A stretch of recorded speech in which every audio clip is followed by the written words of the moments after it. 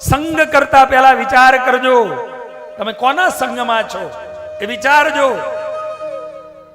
એ ચોખા, હું કાયમ મારી કથામાં કહું, એ ચોખા કંકુના સંગમાં આવે ને તો ભગવાનના ભાલમાં લાગે અને અક્ષત કહેવાય. રાજાઓ, મહારાજાઓ, સંતો અને મોટા પુરુષો આવે તો એના કપાળમાં એ કંકુ ને એની ઉપર ચોખા અક્ષતામ સમર્પયામિ કરીને લાગે. જો કંકુનો સંગ થયો તો ચોખા અક્ષત કહેવાયા.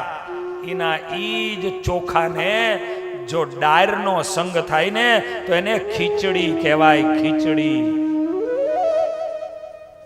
એના એ જ ચોખા છે. ભલે કોઈ બાસમતી હોય, ભલે કૃષ્ણ કમોદ હોય, ભલે પંખારી હોય. પેલા તમારા 10 કોઈમાં થતી ને સુગંધ આવે 10 ઘર સુધી, ભલે કોઈ બી હોય, પણ જો એને ડાયરનો સંગ થયો એટલે ખીચડી જ કહેવાય. એટલે આપણે કોના સંગે? આપણે કંકુના સંગે છીએ.